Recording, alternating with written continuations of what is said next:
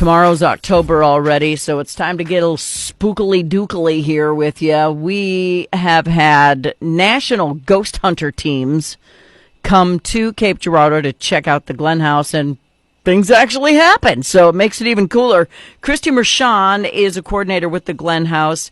A night at the Glen is up for grabs. Hi, Christy. Hi, how are you this morning? I'm great. How are you doing? Very good. You know, this is going into our favorite time of the year, so always glad to come and talk with you about this. You know, Halloween's my favorite, but it's not because of the creepy stuff. It's because of the candy. I'm not going to lie. It's why Easter is my second favorite, but Halloween has more variety. But when it comes right down to it, people are drawn to the macabre and the scary for some reason. Oh, yeah, and, you know, there are a lot of different research polls and things that have been done, and belief in both ghosts and God tends to go up in times of strife, and I think we can probably all agree that we've been living through some of those. So I think there's even more interest now than historically even there's been in ghosts and things that go bump in the night. Yeah. I lived in a freak zone, so I know exactly what this is like. And people who don't believe should have just spent one night in my basement. But I don't know how people don't believe once they've had an experience. I started to say, and this is not, you know, I laugh and tell people I'm far more hocus pocus than The Exorcist. But this is not necessarily my comfort zone, too. But almost everyone who has spent a significant amount of time in the Glen House has some sort of story of their own. Maybe not they saw a ghost, but just an unusual thing that happened or something that they can't explain. And these are people who don't usually tell ghost stories, so that's what makes it a little bit exceptional. Right, and I know that you've got docents or volunteers or whatever you call them who've seen, heard, and felt things, and some have quit because of it. Oh. Absolutely. You know, the house has been a historic house museum since the 70s, or like 1974. And through the years, there have been many, many volunteers, and they were people like, you know, bank presidents and librarians and folks that just don't tell a lot of these types of stories. And some people reach the maximum of their comfort zone, and they've said, we'll support you in other ways, but we don't want to give tours anymore. Yeah. So we appreciate that and know that it's not everybody's cup of tea.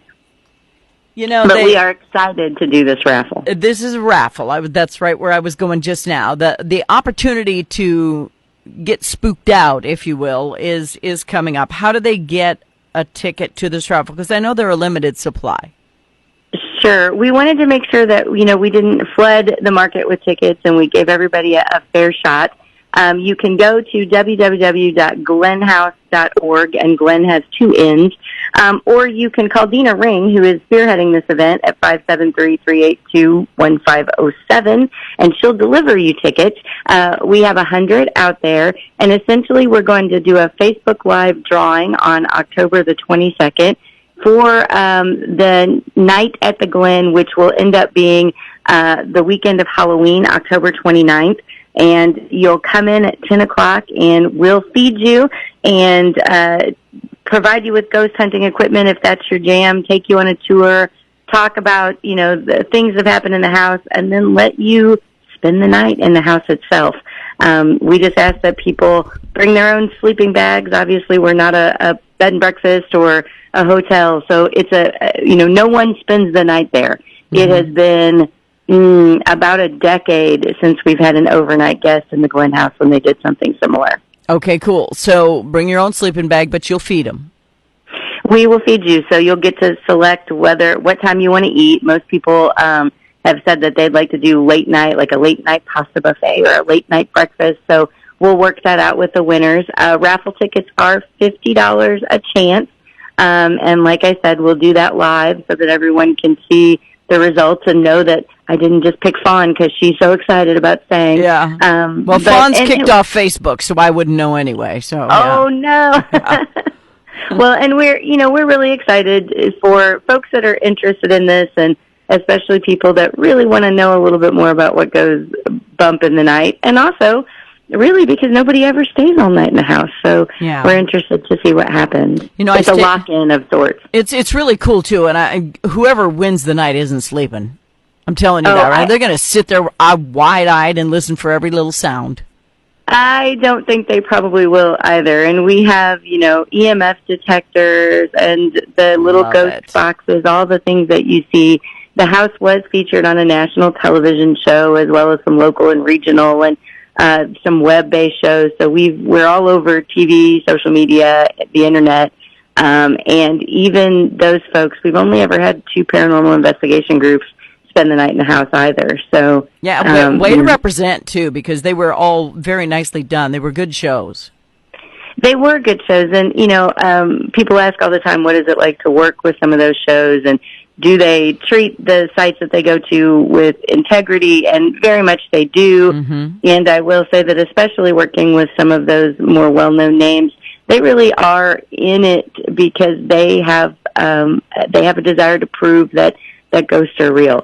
Most of them didn't believe either, though, Christy, until something happened to them. Oh, exactly. I should say, I, on the other hand, am frequently trying to figure out how I can prove to myself that they don't exist. I would very much like to find explanations for everything that goes on in the house. That's just your scientific brain. It's wrong.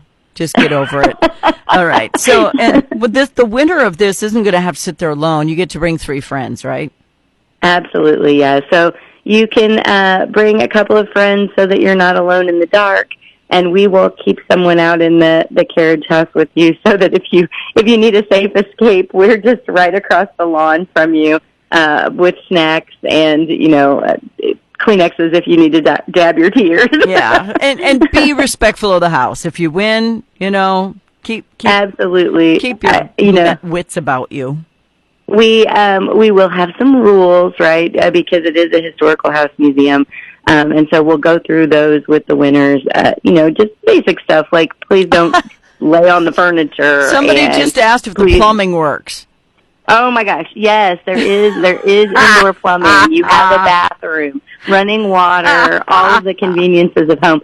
And if it stays this warm, we even have air conditioning. That's so funny. All right, I know the carriage house has issues, so yeah. So we do all of these things. The Glenn House is a 501c3. We don't receive any state or federal money at all. Trying to maintain a house of this age is expensive, and we're all volunteers. So every dollar goes directly. We don't have any paid staff. Every dollar that people use on these ticket purchases goes directly back into our electric bills, maintenance costs, those sorts of things. So it's not only a fun event, it's also a cool way to give back to the community for historic preservation. And if the overnight isn't your jam, we have a Ghostly Tales event. We're working with some local storytellers to do spooky ghost stories and live music and things at the house on October 15th. And then we have a kid-friendly event. We're partnering with Old Town Cape right before their trunk or treat on Halloween. And we're going to have some pumpkin carving and costume contests and spooky science and creepy crafts and then ghost tours of the house during the day. Good so if you want the less scary version, we'll be doing it on Halloween itself. I have 15 seconds left. What's the website they go to buy a ticket? Sure, it's just the glennhouse.org, so www.glennhouse2ns.org, and we really hope that people show up and buy some tickets. I hope they do, too. Let me know who wins, Christy. Yes, ma'am. Thank you for the time this morning. You're welcome. And film them. That's what I'm most excited about. I am certain that we will have some clips available on Facebook and on our website because I think this is going to be an awful lot of fun. Very cool. Thank you. Christy Mershon at the Glenn House. Take care. Bye-bye. Bye.